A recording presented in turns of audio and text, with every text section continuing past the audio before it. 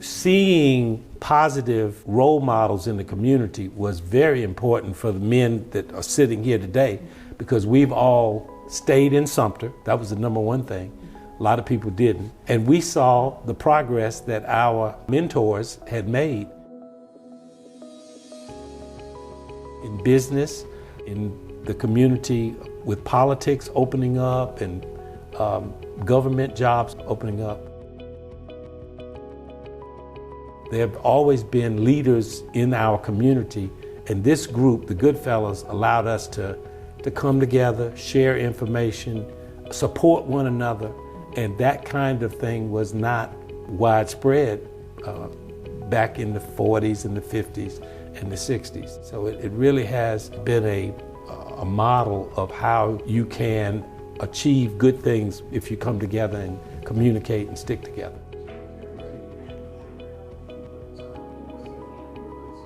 My name is Greg Rogers, and I am the president of the Goodfellows. James Elbert Williams. I'm a vice president of the Goodfellows. My name is Ernest Chip Finney. I am secretary of the Goodfellows. Name is Dwight Moore, past president, along with Chip, past president of the Goodfellows. Actually, the Goodfellows started in October of 1925.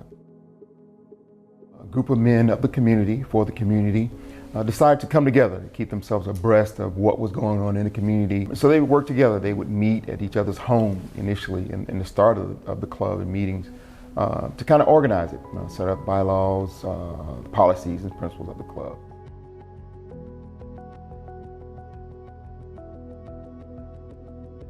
North Main Street was a business community at the time, probably something similar to a Black Wall Street. So you had several grocery stores, gas stations, all kinds of businesses up and down the street.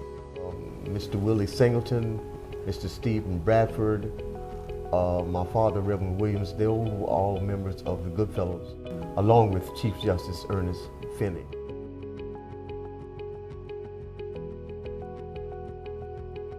And I remember them watching them as a youth as they got dressed, and they were going to the Goodfellows ball. The women were excited, the men were excited, and they were all outstanding businessmen of the community. The process is generally by invitation and acceptance by the body. About 40 years ago, I had that pleasure of being invited to be a member.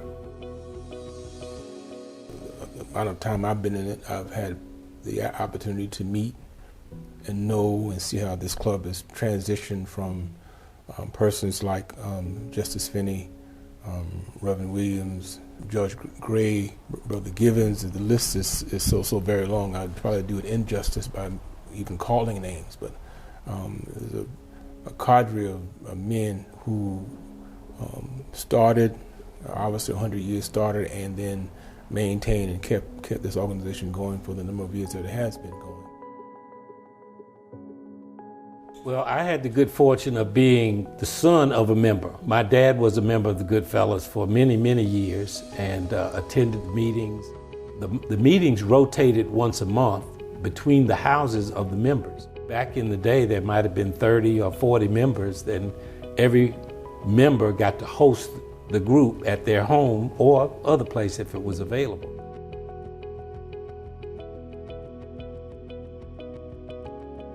When you're out into the community as a businessman or a lawyer or a doctor, you really kind of get into your own lane and you're trying to take care of your business. This gave us an opportunity to share ideas and to kind of see that we are connected.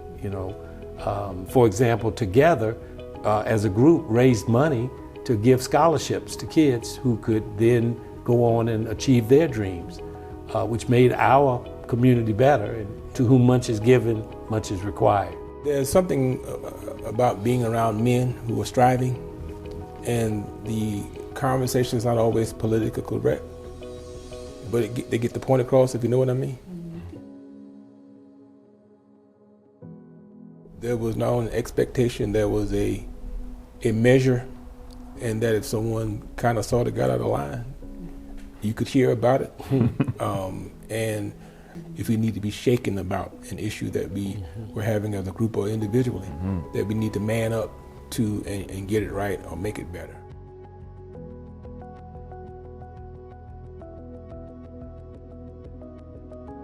There were so many people in the Goodfellows. Dwight said it a minute ago, there were some superstars, big time people in the club that everybody knew because they were prominent in the community. But there were so many people in the group that didn't seek attention, but they were committed.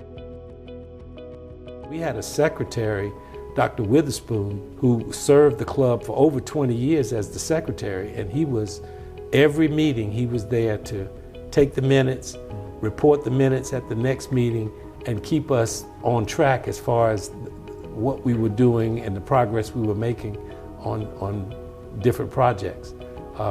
His leadership was not loud and outspoken, but it was undeniable that he made a big impact on our group.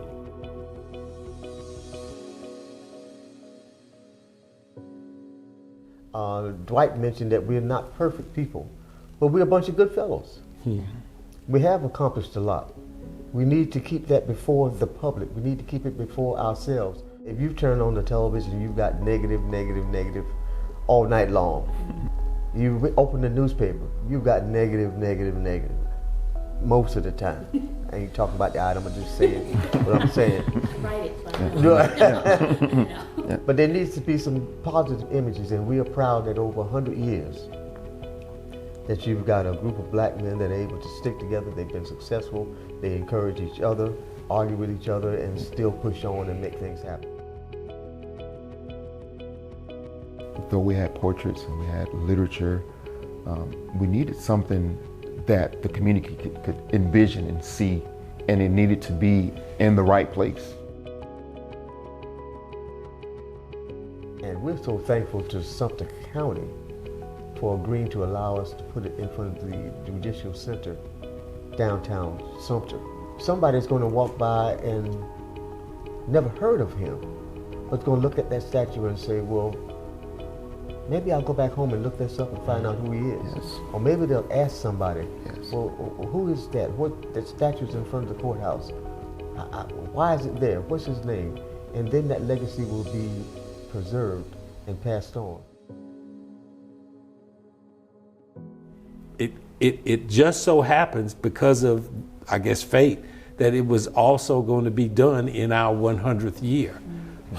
This is probably the biggest project we've ever undertaken, and we've been very successful. A lot of people in the community have supported us. All of the members of the group of the Goodfellows contributed to get the fund started and to get the project started. James actually helped us find the artist over in Camden who is going to do the statue, and it's been a wonderful project.